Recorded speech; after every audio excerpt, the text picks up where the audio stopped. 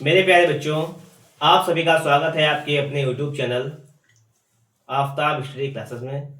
आज की इस वीडियो में हम लोग बात करने वाले हैं क्लास 10 के लिए सामाजिक विज्ञान के बारे में। ठीक है, आपको पता है कि आपके एग्जाम में 20 नंबर के विकल्प आते हैं।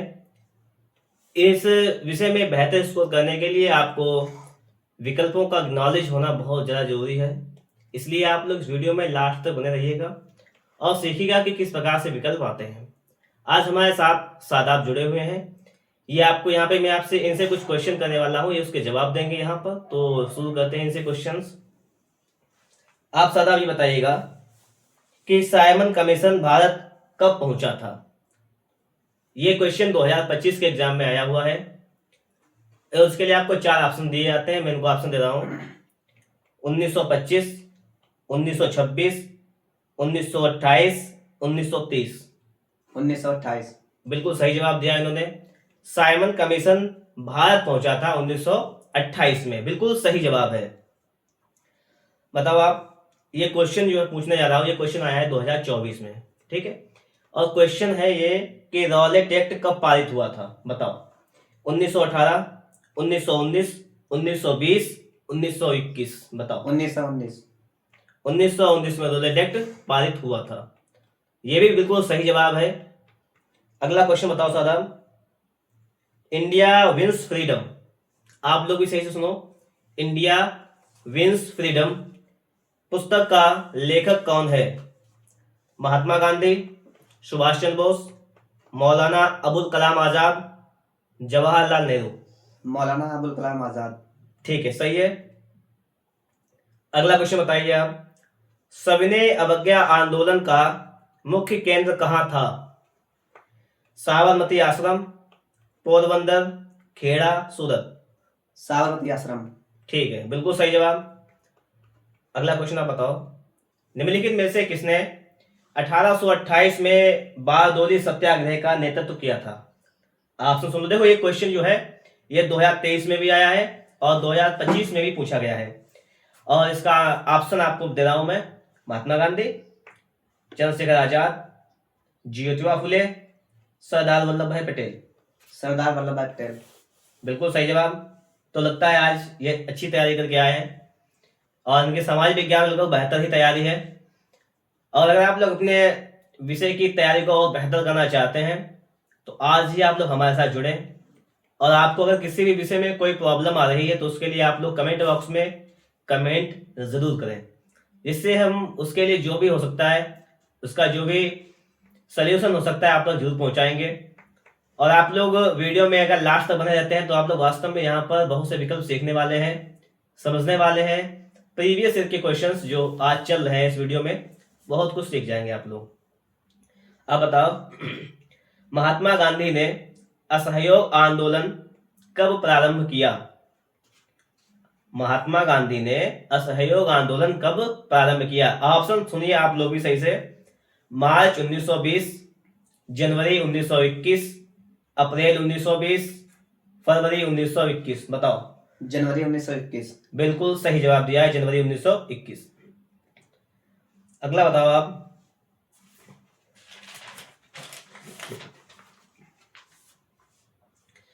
जलियांवाला बाग की घटना कब हुई थी? अब आप लोग सुनो सही से। ये क्वेश्चन 2023 में भी आया है और 2025 में भी पूछा गया है कि जलियांवाला बाग हत्याकांड जो हुआ था अमृतसर पंजाब में हुआ था, ये कब हुआ था, आपसे ये पूछा गया है। देखो आपसे सुनो आप सही से: 8 अप्रैल 1919, 10 अप्रैल 1919, 13 अप्रैल 1919, 25 अप्रैल 1919। बताओ। 13 अप्रैल 1919। बिल्कुल सही जवाब दिया। अच्छा, अगला बताओ तुम, 1920 में कांग्रेस के किस अधिवेशन में असहयोग कार्यक्रम को स्वीकृति मिली थी? अधिवेशन कौन सा था? कराची अधिवेशन था, या मद्रास अधिवेशन था, दिल्ली अधिवेशन, या नागपुर अधिवेशन? नागपुर अधिवेशन। ठीक है, नागपुर अधिवेशन बिल्कुल सही जवाब है। ये 2025 में क्वेश्चन पूछा गया है। ठीक है, अगला बताओ आप, निम्नलिखित में से कौन सा आंदोलन महात्मा गांधी ने नहीं चलाया? ठीक है, नहीं चलाया है। यह क्वेश्चन 2024 में पूछा गया है। असहयोग आंदोलन, सविनय अवज्ञा आंदोलन, चंपारण आंदोलन, खिलाफत आंदोलन। खिलाफत आंदोलन। तो बिल्कुल सही जवाब ये भी है कि महात्मा गांधी ने खिलाफत आंदोलन नहीं चलाया था। ठीक है, अच्छा ये बताओ, चौरी चौरा की घटना का क्या परिणाम हुआ? चौरी चौरा की घटना हुई थी, इसका परिणाम क्या हुआ? अब आपसे सुना सही से। रॉलेट एक्ट पास हुआ, खिलाफत आंदोलन चलाया गया, साइमन कमीशन भारत आया, असहयोग आंदोलन वापस ले लिया गया। असहयोग आंदोलन वापस ले लिया गया। सही जवाब है ये भी, क्योंकि चौरी चौरा कांड की जब घटना हुई थी तो उसमें क्या हुआ था, उसका परिणाम ये हुआ था कि उसमें असहयोग आंदोलन जो चल रहा था उसको वापस ले लिया गया था। ठीक है, ये हुई थी घटना। अच्छा सदा ये बताओ कि वर्नाक्यूलर प्रेस एक्ट कब लागू हुआ था? 1875, 1878, 1880, 1885? 1878। ठीक है, वर्नाक्यूलर प्रेस एक्ट लागू हुआ था 1878 में। ये भी इंपॉर्टेंट क्वेश्चन है आपका, ये 2024 में आया हुआ है। अगला क्वेश्चन जो है वो आपका 2024 में भी आया है और 2025 में भी आया हुआ है।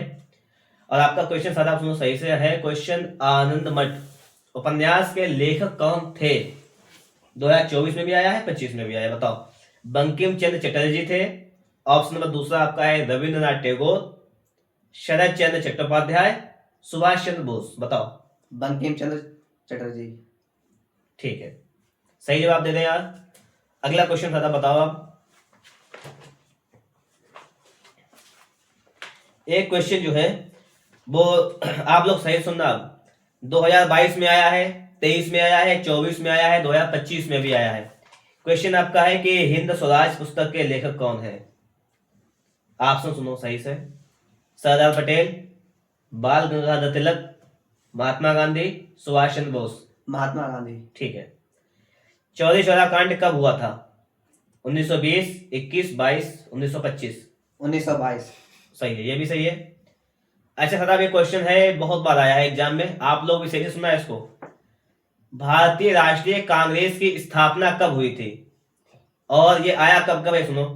2016 में आया है, 2020 में आया है, 2022 में आया है, 2023 में आया है। बताओ। आप सुनो। 1882, 84, 85, 1886? 1885। ठीक, बिल्कुल सही जवाब है। अच्छा ये बताओ, तुम करो या मरो, ये नारा किसने दिया था? महात्मा गांधी। महात्मा गांधी, बिल्कुल सही जवाब। अगला बताओ आप। भारत वापस आने पर गांधी जी ने पहला सत्याग्रह कहाँ किया था? चंपारण में किया था, बारडोली, अहमदाबाद, खेड़ा? चंपारण। बिल्कुल सही जवाब। अच्छा ये बताओ, ये किसका नारा है, किसने कहा था? और ये क्वेश्चन 2022 में भी आया है, 2023 में भी आया है, इसको सही सुनना आप लोग भी। स्वराज मेरा जन्मसिद्ध अधिकार है और मैं इसे लेकर रहूंगा, ये किसका कथन है? बाल गंगाधर तिलक। बिल्कुल सही जवाब। भारत छोड़ो आंदोलन किसने प्रारंभ किया था? ऑप्शन दो। गोपाल कृष्ण गोखले, बाल गंगाधर तिलक, सुभाष चंद्र बोस, महात्मा गांधी? कौन सा वाला? भारत छोड़ो आंदोलन। महात्मा गांधी। महात्मा गांधी, बिल्कुल सही जवाब, ये भी सही है। भारत में राष्ट्रपिता कहकर किसको संबोधित किया जाता है? महात्मा गांधी। बिल्कुल सही जवाब। ये क्वेश्चन भी आपके आया है 2022 2023 में। और मैं आपको एक बात बता दूं जानकारी के लिए, मैं जो भी क्वेश्चन कर रहा हूं सारे क्वेश्चन आपके एग्जाम में आए हुए हैं, किसी ना किसी बस पूछे गए हैं। तो ये नहीं है कि यहाँ पर अपने पास से मैं कुछ क्वेश्चन लाया हूं, ये आपके सिर्फ बोर्ड एग्जाम में जो क्वेश्चन आते हैं सिर्फ वही क्वेश्चन यहाँ पर है। और एक बार बता दूं जानकारी के लिए कि अगर आप इस वीडियो को पूरा कंप्लीट देखेंगे तो आप लोग बहुत सारे क्वेश्चंस को याद भी कर लेंगे। ठीक है, तो लास्ट तक बने रहिएगा, आप लोग सीखते रहिएगा चीजों को। बताओ सदाब। महात्मा गांधी दक्षिण अफ्रीका से वापस कब लौटे? 1914, 1915, 1918, 1919? 1915। ठीक है। असहयोग आंदोलन का मुख्य कारण क्या था? रॉलेट एक्ट, प्रथम विश्व युद्ध, खिलाफत आंदोलन, चौरी चौरा की घटना? Rowlatt act. ठीक है। अगला बताइए आप। सविनय अवज्ञा आंदोलन की शुरुआत किस महत्वपूर्ण घटना के साथ की गई? रॉलेट एक्ट की घोषणा, नमक कानून तोड़कर, साइमन कमीशन का आगमन, जलियांवाला बाग हत्याकांड? नमक कानून तोड़कर। सही है। प्रथम विश्व युद्ध कब प्रारंभ हुआ था, ये बताओ। 1914। बिल्कुल सही जवाब। अगला क्वेश्चन बताओ आप। 1932 में पूना पैक्ट किन दो नेताओं के बीच हुआ था? और ये क्वेश्चन है 2025 में आया है, ठीक है। अब सुनो ऑप्शन आप। महात्मा गांधी, सरदार वल्लभ भाई पटेल, ये पहला ऑप्शन हो गया। महात्मा गांधी, जवाहरलाल नेहरू, दूसरा ऑप्शन। जवाहरलाल नेहरू, सुभाष चंद्र बोस, तीसरा ऑप्शन है। महात्मा गांधी, डॉक्टर भीमराव अम्बेडकर, चौथा ऑप्शन। महात्मा गांधी, डॉक्टर भीमराव अम्बेडकर। ठीक है, ये भी सही है। अच्छा, एक क्वेश्चन आप बताओ कि भारत माता की विख्यात छवि को किसने चित्रित किया था? रविन्द्रनाथ टैगोर, बंकिम चंद्र चटर्जी, अवनींद्रनाथ टैगोर, राजा रवि वर्मा। अवनींद्रनाथ टैगोर। ठीक है। अभी तक इन्होंने जितने भी क्वेश्चन के जवाब दिए, सारे जवाब बिल्कुल सही है। आप लोग भी सही तरीके से अपनी तैयारी को करना चाहते हैं तो लगातार हमारे साथ जुड़े रहें, आपकी तैयारी भी बहुत ही बेहतर हो जाएगी साथ साथ में, ठीक है। इनसे और क्वेश्चन करते हैं। बताइए आप, ये देखिए क्वेश्चन मैं जो करने वाला हूँ, ये क्वेश्चन आया हुआ है 2020 में आया है, 23 में आया है, 25 में आया है। तो क्वेश्चन सुन लीजिएगा। नेपोलियन का संबंध किस देश से था? नेपोलियन का संबंध किस देश से था? Germany, Italy, France, England. France. सही है। अगला बताओ आप। 1848 की फ्रांसीसी राज्य क्रांति के फलस्वरूप क्या हुआ था? ऑप्शन बताना, सुनना सही, सुनो ऑप्शन। निरंकुश राजतंत्र की स्थापना हुई, सीमित राजतंत्र की स्थापना हुई, सैन्य शासन की स्थापना हुई, गणतंत्र की स्थापना हुई। गणतंत्र की स्थापना हुई। ठीक है। जर्मनी के एकीकरण में मुख्य भूमिका किसकी थी? और ये क्वेश्चन आया था 2022 में, 20 में, 23 में, 24 में, 25 में, 2 बार। बहुत इंपॉर्टेंट क्वेश्चन है, सुनो सही से। जर्मनी के एकीकरण में मुख्य भूमिका किसकी थी? 2020 में आया है, 22 में, 23 में, 24 में, 25 में, 2 सेट में आया है, बताओ। अब सुनो ऑप्शन। ज्यूसेपे गैरिबाल्डी, पहला ऑप्शन हो गया। ऑटोवान बिस्मार्क, दूसरा ऑप्शन। नेपोलियन, और चौथा ऑप्शन आपका विलियम प्रथम, बताओ। Otto von Bismarck. बिल्कुल सही जवाब। अच्छा, अगला बताओ आप।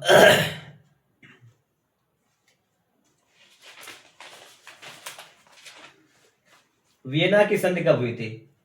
1814, 1815, 1816, 1817। 1815।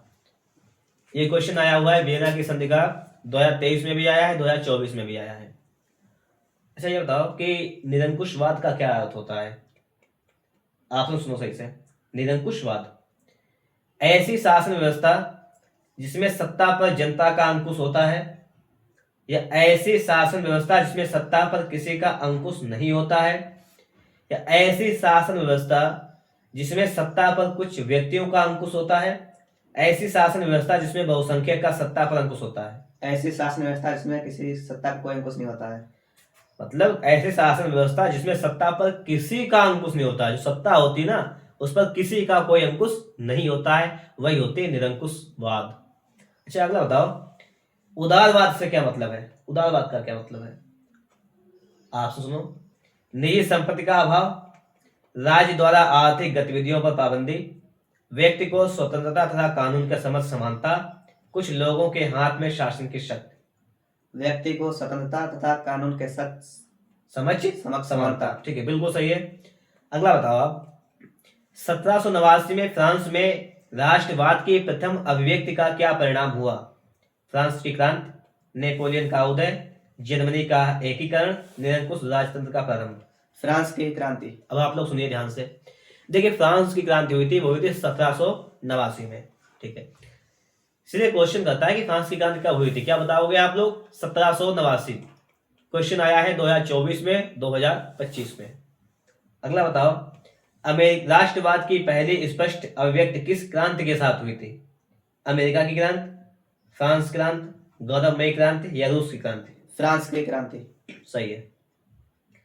गैरिबाल्डी कहां से संबंधित था? गैरिबाल्डी कहां से संबंधित था? इटली के एकीकरण से, जर्मनी के एकीकरण से, अमेरिका के स्वतंत्रता संग्राम से, रूस की राज्य क्रांति से? इटली के एकीकरण से। ठीक है।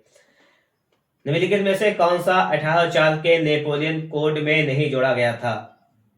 मतलब नेपोलियन का कोड था 1814 में, क्या नहीं जोड़ा गया था बताना है। देखिए 4 ऑप्शन दूंगा, उसमें से 3 चीजें जुड़ी हुई होगी, एक नहीं, वो तो बताना है। संपत्ति का अधिकार, जन्म से प्राप्त विशेषाधिकार, कानून के समझ समानता, सामंती व्यवस्था का अंत। बताओ। फिर से ऑप्शन। फिर से आप सुनो सुनो, फिर क्वेश्चन सुनो ध्यान जन्म से। से प्राप्त विशेषाधिकार। हाँ ठीक, ये नहीं जोड़ा गया था।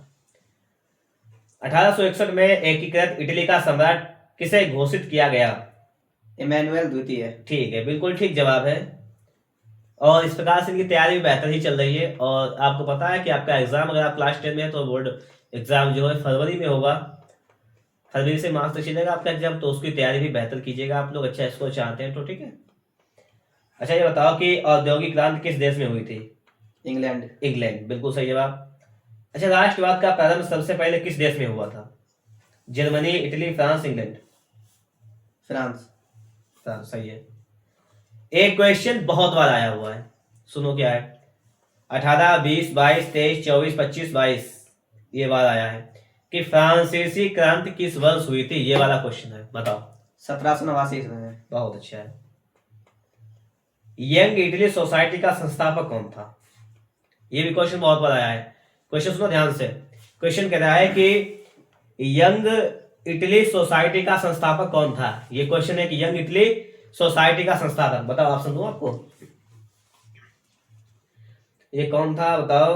विक्टर इनेमुअल द्वितीय, जिउसेपे मैत्सनी, ऑटो वान बिस्मार्क, जिउसेपे गैरिबाल्डी?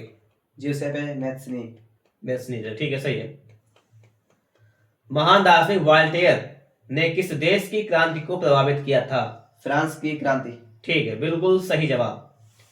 अगला क्वेश्चन बताएंगे आप। 1861 में एकीकृत इटली का सम्राट किसे घोषित किया गया? इमैनुअल द्वितीय, जिउसेपे मैत्सनी, विलियम प्रथम, जिउसेपे गैरिबाल्डी? विलियम प्रथम। नहीं, इमैनुअल द्वितीय। हाँ ये गलत हो गया आपका, आप बताएंगे तो उसका हो जाएगा इमैनुअल द्वितीय होगा जाएगा। ठीक है, सही जवाब है आपका। गलत हो गया था, उसको याद कर लीजिएगा सही से। ठीक है, चलो अगला बताओ आप।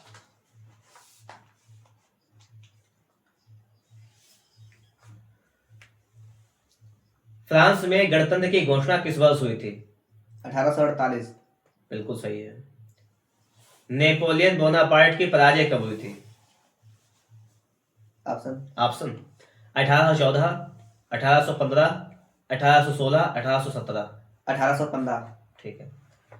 निम्नलिखित में से यह कथन किसका है? कथन सुना सही से आप लोग, इसे सुनो कि जब फ्रांस छींकता है तो बाकी यूरोप को सर्दी जुकाम हो जाता है। फिर सुनो सही से। जब फ्रांस छींकता है तो बाकी यूरोप को सर्दी जुकाम हो जाता है। कथन किसका है? मेटरनिक का है। अच्छा, ये क्वेश्चन आया हुआ है 2022 में, 2023 में, 2025 में। ठीक है, अगला क्वेश्चन बताओ आप। जिउसेपे मैत्सनी द्वारा स्थापित गुप्त संगठन कौन सा था? Young Italy. बिल्कुल सही। अच्छा, जर्मन संस्कृति में वोक्सजिस्ट का आशय क्या था? राष्ट्र। ठीक है। संसदीय प्रजातंत्र की स्थापना किस देश में सबसे पहले हुई थी? इंग्लैंड, बिल्कुल सही। ऑटो वान बिस्मार्क का संबंध किस देश से था? जर्मनी। बिल्कुल सही जवाब। अच्छा बताओ, निम्नलिखित में से वह कौन सा है जो ब्रिटेन, रूस, प्रशा और ऑस्ट्रिया जैसी महाशक्तियों से 1815 में पराजय का सामना करना पड़ा? Otto von Bismarck, Hitler, Napoleon Bonaparte, Metternich? Napoleon Bonaparte. बिल्कुल सही जवाब है ये। किस संधि के द्वारा यूनान को एक स्वतंत्र राष्ट्र के रूप में मान्यता मिली? कुस्तुनतनिया की संधि। ये क्वेश्चन 2025 के एग्जाम में आया हुआ है। ठीक है, कुस्तुनतनिया की संधि। ठीक है, अगला बताओ आप। निम्नलिखित में से कौन सा देश केंद्रीय शक्तियों में सम्मिलित था? ब्रिटेन, फ्रांस, जर्मनी, रूस? जर्मनी। बिल्कुल सही है। अच्छा एक बात बताओ, ये निम्नलिखित में से किसने 1860 ईस्वी में, सुनना सही से, अच्छा क्वेश्चन है, दक्षिण इटली की तरफ एक्सपीडिशन ऑफ द 1000 यानी 1000 लोगों का अभियान, क्या था? 1000 लोगों का अभियान का नेतृत्व किसने किया था? Garibaldi, Kabul, Mazzini, Bismarck? Garibaldi. बिल्कुल सही बात है। अच्छा, एक क्वेश्चन को बताओ आप, 1789 में फ्रांस में किस प्रकार का राज्य था? असीमित राजतंत्र। ठीक है। नेपोलियन का संबंध किस देश से है? फ्रांस। फ्रांस से। तो बच्चों, आज का वीडियो हम यहीं तक रखते हैं और आज के इस वीडियो में हम लोगों ने बहुत सारे विकल्पों की चर्चा भी की है। आगे आने वाली वीडियोस में हम लोग और ज्यादा जो है क्वेश्चंस की चर्चा करेंगे। अगर आप लोगों को वीडियो अच्छा लगा है तो आप लोग इसे एक बार लाइक कर दीजिएगा। चैनल पर नए हैं, चैनल को अगर आप लोगों ने सब्सक्राइब नहीं किया है तो चैनल को आप लोग सब्सक्राइब भी कर लीजिएगा और वीडियो को लाइक कर दीजिएगा, दोस्तों के पास शेयर भी कर दीजिएगा, साथ में जुड़ जाइएगा। और अगर आप लोग क्वेश्चंस को पूछना चाहते हैं तो आप लोग कमेंट के माध्यम से क्वेश्चंस को भी पूछ सकते हैं। आपकी जो भी प्रॉब्लम्स होंगी उसको हम सोल्यूशन जरूर देंगे आप लोगों को। तो हम लोग मिलेंगे आपको एक नेक्स्ट वीडियो में नेक्स्ट टॉपिक के साथ। तो इसके लिए अब आपको क्या करना है, वीडियो को एक बार शेयर जरूर कर देना है। ठीक है, तो मिलेंगे आपको एक नेक्स्ट वीडियो में नेक्स्ट टॉपिक के साथ।